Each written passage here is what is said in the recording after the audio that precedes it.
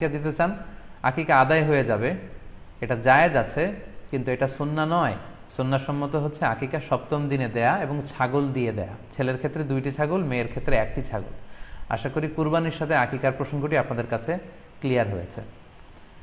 সম্মানিত শুধু এবার আমরা শুনবো আরও একটি most asked question in this corona period, COVID-19 outbreak period. সেটা হচ্ছে, এই করোনা পরিস্থিতিতে কুরবানি না দিয়ে কুরবানির টাকা দান করে দিলে ওই সওয়াব পাওয়া যাবে কিনা। এই প্রশ্নগুলো কিন্তু আমরা আগে শুনতাম না। রিসেন্ট সময়ে গত কয়েক বছর আগে আমরা খেয়াল করেছি যে তারকা জগতের কিছু লোক বা নাটক সিনেমা জগতের কিছু লোক এরকম ঘোষণা দিয়েছে যে আমরা টাকা বন্যার্থ লোকদেরকে দিয়ে দিলাম, আমরা কুরবানি দেব না। তো ওনাদেরকে আল্লাহ এত টাকা দিয়েছেন, ওনারা বন্যার্থ লোকদেরকেও সহায়তা করতে পারেন, আবার কুরবানিও করতে পারেন। সো একটা দিয়ে আরেকটা হবে না। আপনি যদি টাকা দান করে দেন এটা সাদাকার সওয়াব হবে, কিন্তু কুরবানির সওয়াব কিন্তু আপনি পাবেন না। আল্লাহ রাসূল সাল্লাল্লাহু আলাইহি ওয়াসাল্লাম বলেছেন, কুরবানি করলে যেই প্রাণীটার কুরবানি করা হলো ওই প্রাণী তার শিং নিয়ে, তার গায়ের পশম নিয়ে, পায়ের খুরগুলো নিয়ে কিয়ামতের ময়দানে দাঁড়াবে। সো এই সওয়াব থেকে কিন্তু আপনি বঞ্চিত হয়ে গেলেন। তাই এ ব্যাপারে সুস্পষ্ট কথা হচ্ছে, আপনি যদি কুরবানির টাকা দান করে দেন, দানের সওয়াব হবে, কিন্তু কুরবানির সওয়াব হবে না, এবং কুরবানির এই ওয়াজিব বিধানটিও কিন্তু আদায় হবে না। আপনার উদ্দেশ্য ভালো, কিন্তু আপনার পদ্ধতিতে সমস্যা। আপনার উদ্দেশ্য হচ্ছে যে বন্যা দুর্গত মানুষ, সাতক্ষীরাতে বা আশেপাশের জেলাগুলোতে বন্যায় মানুষ না খেয়ে মারা যাচ্ছে, আমি টাকাগুলো দান করে দেই, তাহলে বেশি তারা উপকৃত হবে। আমি বলবো যে আপনার যদি সামর্থ্য থাকে সেক্ষেত্রে আপনি বন্যার্থ লোকদেরকে দানও করেন, পাশাপাশি কুরবানিও করেন, দুই জিনিস। অথবা আপনি যদি শুধু কুরবানি করতে চান সেটাও আপনি করতে পারেন।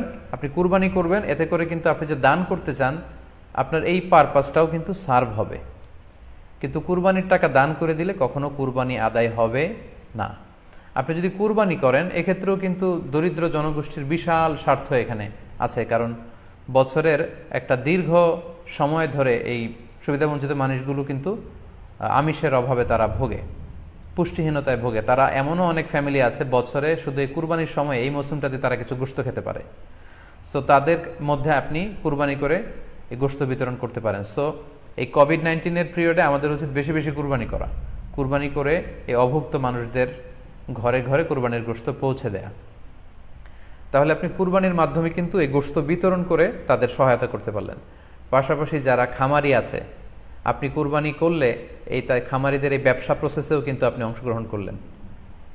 আপনি তাদের ব্যবসাতে, আল্লাহ তাআলা সুদকে হারাম করেছেন, ব্যবসাকে হালাল করেছেন, তাহলে ব্যবসার মতো একটা চমৎকার কাজেও আপনি সহায়তা করলেন কুরবানির মধ্য দিয়ে। আরও একটা গুরুত্বপূর্ণ বিষয় হচ্ছে, আমাদের গ্রাম বাংলায় কিন্তু আমাদের অনেক গরিব লোকজন আছে বা মা বোনেরা আছে যারা সারা বছর ব্যাপী ছাগল পালে এই আশায় যে কুরবানির সময় ছাগলটাকে বিক্রি করবে, অথবা গরু পালে। গ্রামগঞ্জে অনেক পরিবার আছে যে বছর শেষে কুরবানির সময় আসলে তারা এটা ভালো দামে বিক্রি করবে এবং সেই টাকা দিয়ে সারা বছর চলবে। সো আপনি যদি কুরবানি করেন তাহলে ওই প্রান্তিক জনগোষ্ঠীকেও কিন্তু সহায়তা করা হলো। পাশাপাশি কুরবানির এই সময়গুলোতে হাজার হাজার কসাইদের একটা জীবিকার ব্যবস্থা হয়। তারা গরু জবাই করে, চামড়া খোলে, গোশত কাটে। তো এই কুরবানির দিনগুলোতে কিন্তু হাজার হাজার কসাইদের হালাল জীবিকার একটা ব্যবস্থা হয়। কসাইরা কিন্তু কোটিপতি হয় না। সো আপনি এই কুরবানির প্রসেসটাকে যদি আরও বেশি প্রমোট করেন তাহলে এই কসাইদেরও কিন্তু একটা রিজিকের ব্যবস্থা হচ্ছে। আরও ইন্টারেস্টিংলি, কুরবানির যে চামড়া, পশুর যে চামড়া, এই চামড়াগুলো কিন্তু ইয়াতিমের হক, গরিবদের হক। সো আপনি কুরবানির চামড়া বিক্রি যদি করে দেন, চামড়া চাইলে আপনি ব্যবহার করতে পারেন, অথবা বিক্রি করলে এটা কিন্তু ইয়াতিমখানাতে, মাদ্রাসাগুলোতে, অভাবী মানুষদেরকে এই দামটা কিন্তু দিয়ে দিতে হয়। ফলে কুরবানির এই চামড়া থেকে কিন্তু মাদ্রাসাগুলো বা ইয়াতিম ছাত্রছাত্রীরা উপকৃত হচ্ছে। তাহলে এখানে অনেক বিষয় জড়িত। যদিও বর্তমান সময়ে চামড়া শিল্প ধ্বংস করার একটা বিশাল পায়তারা চলছে, চামড়ার দাম পড়ে যাচ্ছে। তো আমরা যদি কুরবানি না দিই আমাদের চামড়া শিল্প হুমকির মুখে পড়বে। এবং এই যে হাজার হাজার মাদ্রাসা এবং এতিমখানা আছে যাদের একটা বড় ইনকামের বা আয়ের উৎস হচ্ছে কুরবানির সময় এই চামড়ার টাকা। সো মানে with all this discussion it seems that through sacrifice you can contribute more. আপনি যদি কুরবানি করেন এবং এটা যদি বেশি বেশি করেন তাহলে আপনি যে চাচ্ছেন অসহায় মানুষদেরকে সহায়তা করতে, এটা আরও বেশি বেশি করা হলো, বেশি বেশি করা হলো। তাদেরকে গোশত বিতরণ করে আপনি সহায়তা করলেন, খামারিদেরকে ব্যবসার ক্ষেত্রে সহযোগিতা করলেন, গ্রামের যে নারীরা ছাগল পাললো, গরু পাললো তাদের সহায়তা করলেন, কসাইদের হালাল জীবিকার জন্য সহযোগিতা করলেন, মাদ্রাসার ইয়াতিম ছাত্রদেরকে আপনি সহায়তা করলেন। সো আমি বলবো যে কখনো এই ভুল সিদ্ধান্ত নেবেন না যে কুরবানির টাকা আমি দান করে দেব না, আপনি কুরবানি করবেন, এতে আপনার কুরবানির ওয়াজিবও আদায় হবে, গরিবদেরকে সহযোগিতাও করা হবে। সেক্ষেত্রে যদি আপনি স্বাস্থ্য ঝুঁকি মনে করেন এই করোনা পরিস্থিতিতে, সেক্ষেত্রে আপনি সরাসরি হাটে যেতে না চাইলে অনলাইনে গরু ক্রয় করতে পারেন। গতকাল আমি কয়েকটি বিশ্বস্ত সংস্থা বা ফাউন্ডেশনের নাম উল্লেখ করেছি আমার পেজে, যারা এই কুরবানির সার্ভিসটা দিচ্ছে তারা বিশ্বস্ত। আপনারা তাদের কাছে টাকা পাঠিয়ে আপনি কয় ভাগে কুরবানি দিচ্ছেন জানাতে পারেন, আপনার নাম্বার দিয়ে রাখতে পারেন। তারা কুরবানির দিন, কুরবানির শেষে আপনাকে SMS করে জানিয়ে দিবে যে আপনার কুরবানি হয়েছে, আপনার কুরবানি আদায় হয়ে গেল। অনেকে না বুঝে অনেক বিরূপ মন্তব্যও করেছেন গতকালের স্ট্যাটাসটিতে। আসলে যে এই সংস্থাগুলোর কথা আমি উল্লেখ করেছি তাদের সাথে সরাসরি আমার কোনো সম্পৃক্ততা নেই, বরং এটা জনকল্যাণমূলক একটা কাজের অংশ হিসেবেই মূলত আমি অল্টারনেটিভ একটা সহজ পদ্ধতি, যারা হাটে যেতে চান না, গোশত বন্টন করা এবং করোনা পরিস্থিতির কারণে স্বাস্থ্য ঝুঁকি মনে করে যারা কুরবানি একেবারে দিতেই চাচ্ছেন না, তারা যেন এই ভুলটি না করেন, বরং অন্তত এই সংস্থাগুলোর কাছে টাকা পাঠিয়ে তারা যেন তাদের ওয়াজিব কুরবানির বিধানটি পালন করেন, এজন্যই মূলত এই স্ট্যাটাসটি দেওয়া হয়েছিল। আরও একটি সহজ পদ্ধতি আছে, সেটা হচ্ছে যারা শহুরে জীবনযাপন করছেন, শহরে আছেন, তারা চাইলে কিন্তু আপনার গ্রামের আত্মীয় স্বজনদের কাছে আপনার টাকা পাঠিয়ে দিয়ে কুরবানি আদায় করতে পারেন। টাকা পাঠিয়ে দিলে তারা আপনার পক্ষ থেকে ছাগল বা গরু কিনে কুরবানি করে তারা গোশত খেয়ে উপকৃত হলো, আশেপাশের গরিব আত্মীয় স্বজনদের মধ্যে বিতরণ করে এই কুরবানির প্রক্রিয়াটা আদায় হলো। এটাও খুব সহজে কিন্তু করা যেতে পারে। আর কুরবানির ক্ষেত্রে প্রতিনিধিত্ব জায়েজ আছে, অন বিহাফ অফ ইউ, অন্য কেউ আপনার পক্ষ থেকে কুরবানি করতে পারবে, আপনি টাকা দিয়ে দিলেই হলো। আর যারা হাটে যে নিজে দেখে শুনে গরু ছাগল কিনে এনে নিজে কুরবানি করে সব ব্যবস্থাপনা করতে পারবেন, আয়োজন করতে পারবেন, সেটা সবচাইতে ভালো, সেটা তো নূরুন আলা নূর, এটা নিয়ে কোনো কথা নেই। তবে সেক্ষেত্রে এই করোনা পরিস্থিতিতে হাটে যাওয়া, কুরবানি করা, সেক্ষেত্রে পরিপূর্ণভাবে স্বাস্থ্যবিধি মেনে চলতে হবে এবং সর্বোচ্চ সতর্কতার পরিচয় আমাদেরকে দিতে হবে, যাতে করে কুরবানিকে কেন্দ্র করে এই রোগের এই মহামারী যাতে আরও বেশি করে আমাদের মাঝে ছড়িয়ে পড়ার কোনো সুযোগ না পায়। আশা করি কুরবানির টাকা দিয়ে দিলে কুরবানি আদায় হবে কিনা এই ব্যাপারটিও আপনারা বুঝতে পেরেছেন। এবার আমরা আসি, আরেকটি প্রশ্ন আমাদের কাছে খুব বেশি এসেছে, সেটা হচ্ছে কুরবানির পশু অনলাইনে ক্রয় করা যাবে কিনা। খুবই রেলেভেন্ট একটি কোশ্চেন, যেহেতু এখন অনেকেই হাটে যেতে চাচ্ছেন না করোনা পরিস্থিতির কারণে, অনলাইনে আমরা অনেক কেনাকাটা করি, ফলে অনলাইনে কুরবানির পশুটা ক্রয় করা যাবে কিনা, এটা হচ্ছে প্রশ্ন। এক্ষেত্রে উত্তর হচ্ছে জি, অন্যান্য জিনিস আপনি যেমনি অনলাইনে ক্রয় করেন সেগুলো যেমনি জায়েজ, অনুরূপভাবে অনলাইনে কুরবানির পশুও ক্রয় করা জায়েজ। বিভিন্ন ডেইরি ফার্ম আছে, অ্যাগ্রো ফার্ম আছে এবং বিভিন্ন গরু ছাগলের খামার আছে, তারা কিন্তু আমি দেখলাম যে বিক্রয়.com না রকমারি.com আমি দেখলাম যে তারা গরুর অ্যাড দিচ্ছে, গরুর ভিডিও সেখানে আপলোড করে দিচ্ছে, সেখানে তাদের ক্লায়েন্টরা সেটা দেখে তারা গরু ক্রয় করছে। যে এটা জায়েজ আছে ইনশাল্লাহ। আপনারা যদি স্বাস্থ্য ঝুঁকির কারণে গরুর হাটকে অ্যাভয়েড করতে চান, ওখানে যেতে না চান, আপনারা চাইলে অনলাইনে পশু ক্রয় করতে পারবেন। তবে সেক্ষেত্রে দুটি জিনিস আপনাকে নিশ্চিত হতে হবে, দুইটা জিনিস আপনাকে অনলাইনে পশু ক্রয় করার ক্ষেত্রে নিশ্চিত হতে হবে। প্রথম বিষয় হচ্ছে পশুটা দৈহিকভাবে ত্রুটিমুক্ত কিনা, এটা নিশ্চিত হতে হবে। অর্থাৎ পশুর বিস্তারিত অঙ্গ প্রত্যঙ্গের বর্ণনা আপনার জানা থাকা চাই, পশুটা সুস্থ আছে কিনা, বাহ্যিকভাবে সমস্ত ত্রুটিমুক্ত কিনা এটা জানতে হবে। দুই নম্বর হচ্ছে পশুর বয়স সম্পর্কে আপনার জানতে হবে, কারণ যে কোনো বয়সের পশু দিয়ে কুরবানি করা যায় না, এটার একটা নির্ধারিত বয়স সীমা দেওয়া আছে শরিয়াতে, সেটা আপনাকে মেনটেন করতে হবে। প্রথম হচ্ছে সালিমাতুন মিনাল উয়ুবিজ যাহিরা, বাহ্যিক ত্রুটিমুক্ত হওয়া।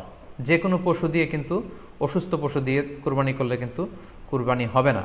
এক্ষেত্রে আমরা সুনানে নাসাইর একটি হাদিস উল্লেখ করব, হাদিসটি সহিহ, বারা ইবনে আযিব রাদিয়াল্লাহু তাআলা আনহু বর্ণনা করেছেন।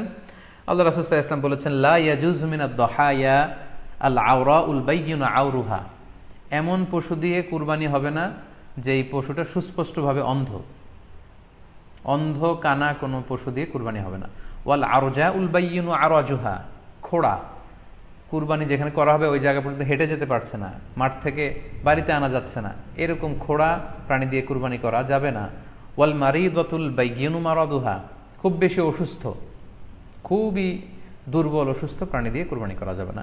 ওয়াল আজফা উল্লাতি লা তুনকি, এবং এমন বয়স্ক বৃদ্ধ প্রাণী যে অতি বয়সের ভারে এটা নুজ্জ হয়ে গিয়েছে এবং এর হাড্ডির ভেতরে যে মজ্জা শুকিয়ে গিয়েছে, এরকম প্রাণী দিয়েও কিন্তু কুরবানি করা যাবে না। তাহলে সুনানে নাসাইয়ের এই সহিহ হাদিসটির মধ্য দিয়ে আমরা বুঝতে পারলাম যে অন্ধ প্রাণী দিয়ে কুরবানি করা যায় না, খোড়া প্রাণী দিয়ে করা যায় না, খুবই দুর্বল প্রাণী দিয়ে এবং খুব বয়স হয়েছে এরকম প্রাণী দিয়ে কিন্তু কুরবানি করা যাবে না। তারপর আমরা সুনানে তিরমিজির আরেকটি হাদিস এখানে উল্লেখ করব। এই হাদিসটিও হাসান পর্যায়ের হাদিস। বর্ণনাকারী হচ্ছেন আলী রাদিয়াল্লাহু তাআলা আনহু। তিনি বলেন, নাহা রাসূলুল্লাহ সাল্লাল্লাহু আলাইহি সাল্লাম আইয়ুদহা বিআ'যাবিল করনি ওয়াল উযুন, অর্থাৎ আল্লাহ রাসূল সাল্লাল্লাহু আলাইহি ওয়াসাল্লাম শিং ভাঙা এবং কান কাটা এরকম প্রাণী দিয়ে কুরবানি করতে নিষেধ করেছেন। অর্থাৎ ব্রোকেন হর্নস অ্যান্ড ইয়ার্স, কোনো পশুর যদি শিং দুটো ভাঙা থাকে অথবা কান কাটা থাকে এরকম প্রাণী দিয়ে কুরবানি করলে কুরবানি আদায় হবে না। পশুর কানের ব্যাপারে আরও সুস্পষ্ট হাদিস এসেছে সুনানে তিরমিজিতে, এটিও হাসান পর্যায়ের হাদিস। বর্ণনাকারী সাইয়েদনা আলী রাদিয়াল্লাহু তাআলা আনহু, তিনি বলেন যে নাহা রাসূলুল্লাহ সাল্লাল্লাহু আলাইহি ওয়াসাল্লাম আইয়ুদহা বিমুকাবালাহ আও মুদাবারাহ আও শারকা আও খরকা আও জাদআ, অর্থাৎ আল্লাহ রাসূল সাল্লাল্লাহু আলাইহি ওয়াসাল্লাম মুকাবালা মানে এমন প্রাণী যেই প্রাণীর কানের সামনের অংশ কাটা, এরকম প্রাণী দিয়ে কুরবানি করা যাবে না। আও মুদাবারা, এমন প্রাণী যে প্রাণীর কানের পেছনের অংশ কাটা, সেটা দিয়ে কুরবানি করা যাবে না। আও শারকা, অথবা কানের মাঝখানে কাটা, দুই দিক ঝুলে আছে, করা যাবে না। আও খরকা, অথবা কানের ভেতরে ছিদ্র, পশুর কানে যদি ছিদ্র থাকে, কেটে যে ছিদ্র হয়ে গিয়েছে, ড্রিলড হয়ে গিয়েছে, সেই প্রাণী দিয়ে কুরবানি করা যাবে না। আও জাদা, অথবা নাক কাটা, এরকম প্রাণী দিয়ে কুরবানি করা যাবে না। তাহলে আল্লাহ রাসূল সাল্লাল্লাহু আলাইহি ওয়াসাল্লামের ভাষ্যমতে এই প্রাণীগুলো দিয়ে কুরবানি করা যাবে না। ফলে আপনি অনলাইনে যদি পশু ক্রয় করতে চান, আপনার যে পশুটা ক্রয় করবেন এটা বাহ্যিকভাবে সুস্থ আছে কিনা, অঙ্গ প্রত্যঙ্গের বিস্তারিত বর্ণনা ভিডিওতে আপনাকে ক্রস চেক করে এবং বাড়িতে আনার পরে সেটাকে দেখে এই পারচেজটা আপনাকে নিশ্চিত করতে হবে। 2 নাম্বার খেয়াল রাখবার বিষয় হচ্ছে পশুর বয়স। কুরবানির পশুর একটা নির্ধারিত বয়স সীমা আছে। সেক্ষেত্রে উটের জন্য 5 বছর হওয়া লাগবে কমপক্ষে, গরু বা মহিষের ক্ষেত্রে কমপক্ষে 2 বছর হতে হবে, এবং ছাগলের ক্ষেত্রে কমপক্ষে 1 বছর হতে হবে। আবার বলছি, উট 5 বছর, গরু 2 বছর এবং ছাগল 1 বছর। তবে মেষ বা ভেড়া, দুম্বা এগুলো যদি 6 মাসের হয়, দেখতে যদি মোটা সোটা হয়, 1 বছরের মতো মনে হয়, তাহলে সেগুলো দিয়েও কুরবানি করা যাবে। সেক্ষেত্রে পশুর যে দাঁত আছে, নিচের পাটির যে পশুর দাঁত, এই দাঁতগুলোর পাশে 2টা ধারালো দাঁত থাকে, এগুলো উঠেছে কিনা এগুলো দেখে দেখে আপনারা পশুর বয়সকে নির্ণয় করতে পারবেন। তাহলে অনলাইনে ক্রয়ের ক্ষেত্রে আমাদের উত্তর হচ্ছে যে অনলাইনে আপনি পশু ক্রয় করতে পারবেন। সেক্ষেত্রে আপনাকে 2টি বিষয়ে খুব খেয়াল রাখতে হবে। এক হচ্ছে পশুর অঙ্গ প্রত্যঙ্গ ঠিক আছে কিনা, বাহ্যিকভাবে সব ধরনের ত্রুটিমুক্ত কিনা। 2 নম্বর হচ্ছে পশুর বয়স।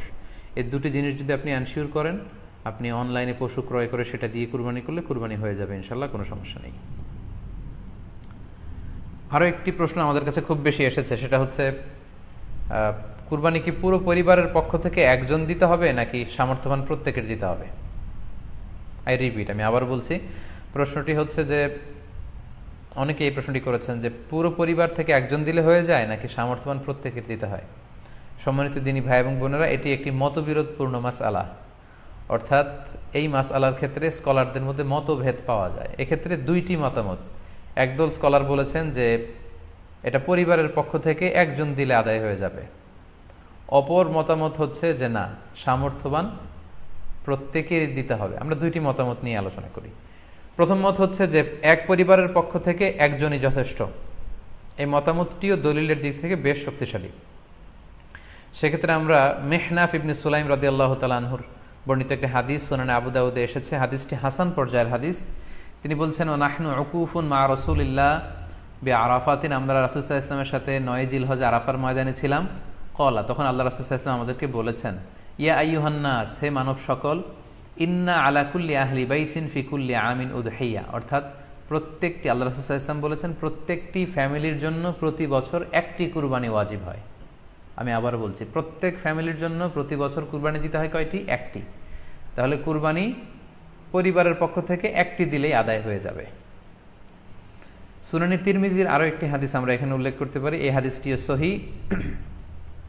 সাইয়েদনা আতা ইবনে ইয়াসার রাদিয়াল্লাহু তাআলা আনহু, উনি আবু আইয়ুব আল আনসারী রাদিয়াল্লাহু তাআলা আনহুকে জিজ্ঞেস করেছিলেন যে কাইফা কানাতিল উদহিয়া ফি আহদি রাসূলিল্লাহ, হে আল্লাহর নবীর সাহাবী, আল্লাহ রাসূল সাল্লাল্লাহু আলাইহি ওয়াসাল্লামের জামানাতে কুরবানি কেমন হতো, কিভাবে তারা কুরবানি দিতেন?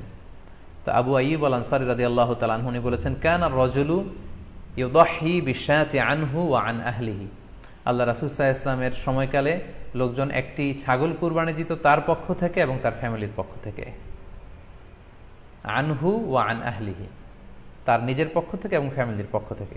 অর্থাৎ এই হাদিসগুলোর আলোকে বোঝা যায় যে পুরো পরিবারের পক্ষ থেকে একজন কুরবানি দিয়ে দিলেই আদায় হয়ে যাবে। স্বামীও চাকরি করেন, স্ত্রীও চাকরি করেন, স্বামীরও টাকা আছে, স্ত্রীর টাকা আছে, দুইজনের আলাদা করে দিতে হবে না। স্বামী যদি একটা ছাগল কুরবানি দিয়ে দেয় তাহলে স্ত্রীর পক্ষ থেকে, পুরো ফ্যামিলির পক্ষ থেকে কুরবানি আদায় হয়ে যাবে। এই হাদিসগুলোর আলোকে বোঝা গেল। দ্বিতীয় আরেকটি মত আছে, সেই মতটি হচ্ছে প্রত্যেক সামর্থ্যবানের উপর ওয়াজিব।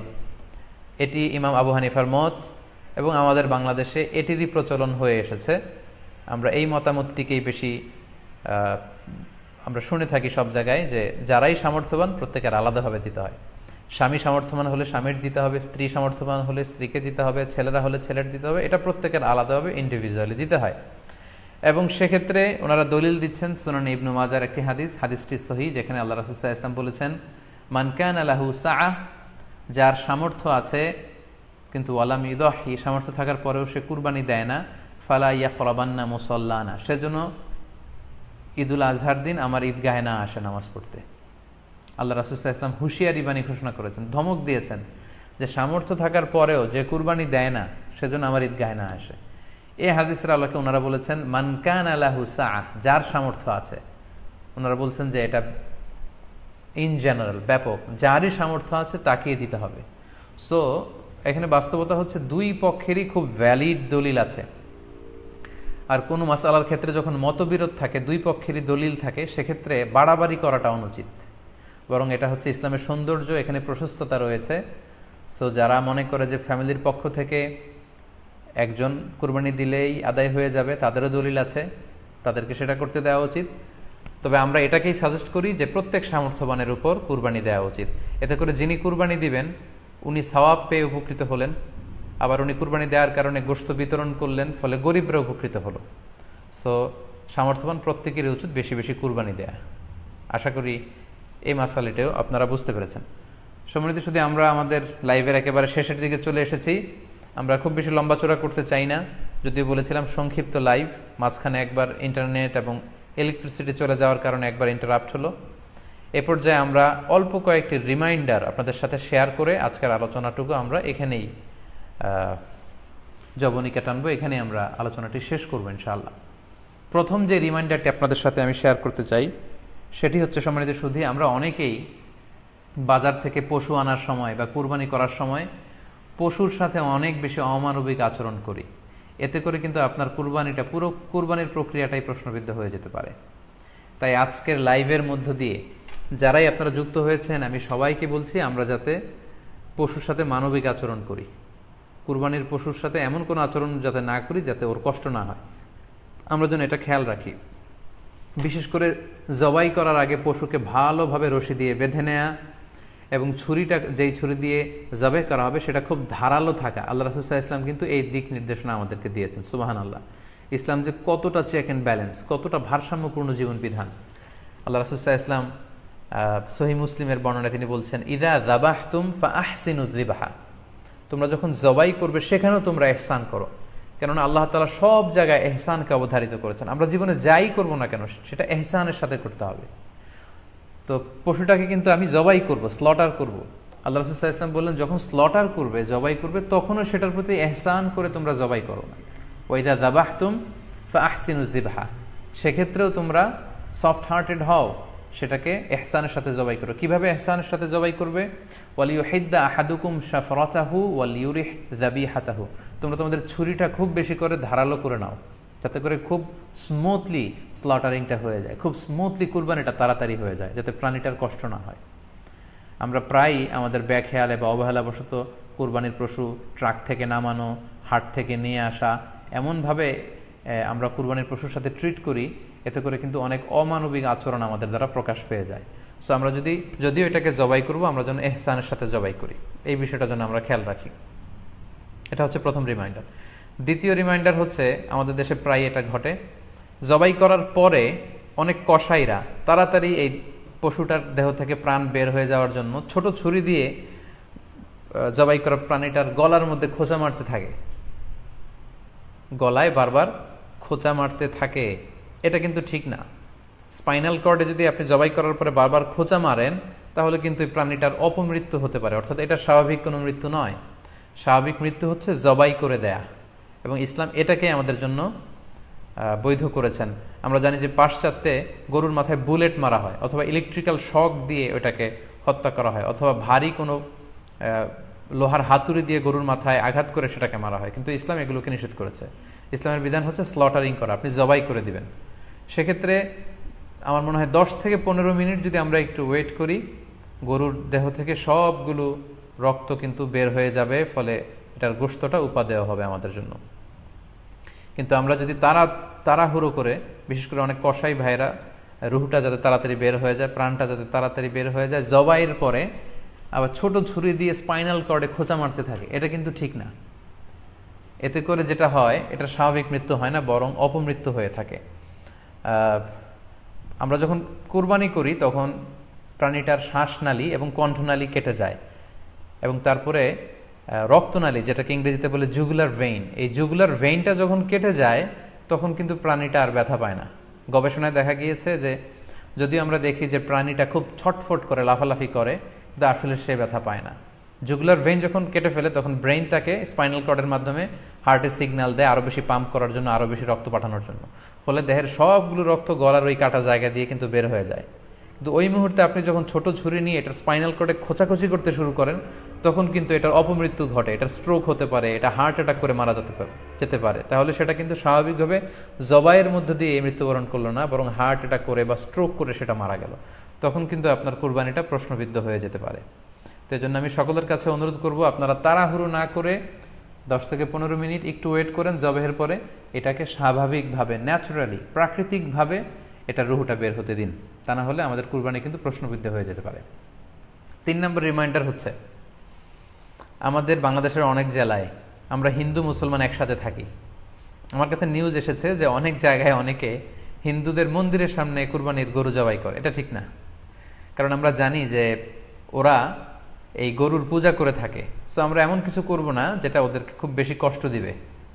সো অনেকে শুনেছি যে উস্কানিমূলকভাবে তারা একটু দেখিয়ে দিতে চায় বা তাদের উপর প্রতিশোধ নিতে চায়, এরকম করে অনেক সময় হিন্দুদের বিভিন্ন গ্রামে মন্দিরের সামনে এই কুরবানির ব্যবস্থাপনা করা হয়। আমি বলবো যে আমরা এটা যাতে না করি। আমরা হিন্দুদের যে উপাসনালয় আছে, আমাদের হিন্দু ভাইদের উপাসনালয়গুলোকে স্কিপ করে এমন জায়গায় কুরবানি করব যাতে করে তাদের এই দৃশ্য দেখা না লাগে, এবং তাদের এবাদতগাহের সামনেও যাতে আমাদের এরকম পরিস্থিতি তৈরি করতে না হয়। আমরা যাতে সাম্প্রদায়িক সম্প্রীতি আমাদের আবাদতের মধ্য দিয়ে বজায় রাখতে পারি, এবং কোনো ধরনের উস্কানিমূলক কর্মকাণ্ডে যেন আমরা কখনোই যুক্ত না হই। 4 নাম্বার এবং সবচাইতে গুরুত্বপূর্ণ পয়েন্ট হচ্ছে, জি খেয়াল করে শুনুন, আপনাকে বলছি, 4 নাম্বার পয়েন্ট হচ্ছে যে জবাইয়ের স্থান এবং বর্জ্য কুরবানির পরে এটাকে নিজ দায়িত্বে পরিচ্ছন্ন করুন। আই রিপিট, আমি আবারও বলছি, যেখানে আপনি কুরবানি করলেন সেটাকে এবং এই যে বর্জ্য ময়লা, এটা নিজ দায়িত্বে আপনি ক্লিন করুন। সিটি কর্পোরেশনের ভাইয়েরা সরকারি তত্ত্বাবধানে সারা বাংলাদেশের এই সব বর্জ্য আসলে পরিষ্কার করা সম্ভব না। জরিপে এসেছে যে 50 লক্ষ গরু জবাই করা হয় প্রত্যেকটা কুরবানির ঈদে। তো সেক্ষেত্রে আমাদেরকে দায়িত্বশীল হতে হবে। কুল্লুকুম রাঈন ওয়া কুল্লুকুম মাসউলুন আন রাইয়াতিহি। আল্লাহ রাসূল সাল্লাল্লাহু আলাইহি ওয়াসাল্লাম বলেছেন, তোমরা প্রত্যেকে দায়িত্বশীল, আর তোমাদের প্রত্যেকের দায়িত্বের ব্যাপারে কিয়ামতের ময়দানে আল্লাহ তাআলা কিন্তু তোমাদেরকে জিজ্ঞেস করবে। তাই আমরা যেন নিজ দায়িত্বে এই কুরবানির করার স্থান এবং বর্জ্য যেন পরিষ্কার করি। ব্লিচিং পাউডার দিয়ে বেশি করে পানি মেরে আমরা যেন পরিষ্কার পরিচ্ছন্ন রাখি, কারণ আত-তুহুরু শাতরুল ঈমান, পরিষ্কার পরিচ্ছন্নতা এটা হচ্ছে ঈমানের অঙ্গ। এই বিষয়টা জানে আমরা খুব গুরুত্বের সাথে নেই, এবং নিজ নিজ কুরবানি আমরা যেখানে দিলাম সেই জায়গাটা যেন আমরা পরিষ্কার করি। বিশেষ করে বিভিন্ন সংস্থা যারা অনেক অনেক কুরবানি করবেন, ভলান্টিয়ারলি বিভিন্ন কুরবানি করে কুরবানির গোশত বিতরণ করবেন, আপনারা এরকম ভলান্টিয়ারলি ক্লিনলিনেস ক্যাম্পেইন করতে হবে, যাতে কোনো ধরনের রক্ত, ময়লা, বর্জ্য, আবর্জনা না থাকে। এই ব্যাপারটাকে যেন আমরা খেয়াল রাখি। সর্বশেষ হচ্ছে, অনেকে জিজ্ঞেস করেন যে ফ্রিজে রাখা যাবে কিনা। জি, কুরবানির গোশত ফ্রিজে রাখা যাবে। ইবনে আব্বাস রাদিয়াল্লাহু তাআলা আনহুর মত অনুযায়ী 3 ভাগ করা উত্তম, তবে এটা আবশ্যক নয়।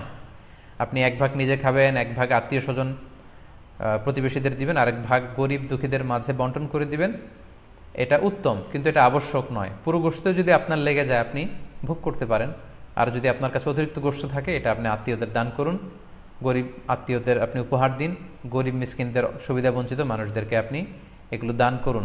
কারণ সূরাতুল হজ্জের 28 নম্বর আয়াতে আল্লাহ তাআলা বলেছেন ফাকুলু মিনহা ওয়া আত'ইমুল বাঈসাল ফাকির, তোমরা কুরবানির এই গোশত নিজেরাও খাও এবং অভাবী লোকদেরকে দাও। এবং সহিহ বুখারীতে আল্লাহ রাসূল সাল্লাল্লাহু আলাইহি ওয়াসাল্লামের একটি বর্ণনা, আল্লাহ রাসূল সাল্লাল্লাহু আলাইহি ওয়াসাল্লাম বলেছেন কুলু ওয়া আত'ইমু ওয়াদাখিরু, অর্থাৎ কুরবানির গোশত তোমরা খাও, ওয়া আত'ইমু মানে অন্যদের খাওয়াও, ওয়াদাখিরু এবং তোমরা এটাকে প্রিজার্ভ করে রাখো বা জমা করেও রাখতে পারো। অর্থাৎ আপনি চাইলে ফ্রিজে রাখতে পারবেন, আপনি পরবর্তীতে খেতে চাচ্ছেন আপনি রাখতে পারবেন ইনশাআল্লাহ। সো উত্তম হচ্ছে 3 ভাগ করে, 1 ভাগ নিজে খাওয়া, 1 ভাগ আত্মীয় স্বজনদের প্রতিবেশীদের দেয়া এবং 1 ভাগ অভাবী সুবিধাবঞ্চিত গরিব মিসকিনদের মাঝে বন্টন করে দেয়া। এবং অবশ্যই অবশ্যই যাদের সামর্থ্য আছে আপনারা বেশি বেশি কুরবানি করুন, এবং এই কুরবানির মধ্য দিয়ে আমরা অনেক অনেক প্রান্তিক জনগোষ্ঠী, সুবিধাবঞ্চিত মানুষ, তাদের কাছে আমাদের সহায়তাগুলো পৌঁছে দিতে পারবো। সম্মানিত সুধী, আপনাদের সবাইকে আবারও শুকরিয়া জানাই। দীর্ঘ সময় নিয়ে আপনারা আমাদের লাইভ প্রোগ্রামটিতে জয়েন করেছেন। এখনও দেখা যাচ্ছে প্রায় 22,700 দিনী ভাই বোন আমাদের লাইভটি শুনছেন। আপনাদের সবাইকে আবারও আন্তরিক শুভেচ্ছা এবং অভিনন্দন। আমরা কামনা করি যে আল্লাহ তাআলার কাছে আমরা ফরিয়াদ করি জিলহজ মাসের প্রথম 10 দিনের যে বারাকা, রাহমা, আমরা যেন নফল আবাদত করে করে বেশি বেশি তাকবীর তাহলিল দিয়ে এই দিনগুলো যেন মুখরিত রাখতে পারি, বেশি বেশি নফল আবাদত করতে পারি, নফল রোজা রাখতে পারি। বিশেষ করে অবশ্যই আরাফার দিনের রোজা যাতে আমরা মিস না করি। এবং যদিও করোনা পরিস্থিতির মধ্যে দিয়ে আমরা সবাই আতঙ্কিত, তারপরেও গোটা মুসলিম উম্মার জন্য আমরা দোয়া করি যে এই ঈদুল আজহার উৎসব যাতে আমরা ভাব গাম্ভীর্যের সাথে আবাদতের মধ্য দিয়ে, আনন্দ উৎসবের মধ্য দিয়ে পালন করতে পারি। আপনাদের সবার জন্য আমি দোয়া করছি, আমি নিজেও আপনাদের সবার কাছে দোয়া চাই। আল্লাহ তাআলা আপনাদের সবাইকে ভালো রাখুক, সুস্থ রাখুক, ঈমানের সাথে রাখুক। আবারও হয়তো কোনো লাইভে দেখা হয়ে যাবে, আপনারা লাইভটি শেয়ার করবেন বলে আশা করছি। সুবহানাকাল্লাহুম্মা ওয়া বিহামদিকা আশহাদু আল্লা ইলাহা ইল্লা আনতা আস্তাগফিরুকা ওয়া আতুবু ইলাইক। ওয়াসসালামু আলাইকুম ওয়া রাহমাতুল্লাহি ওয়া বারাকাতুহু।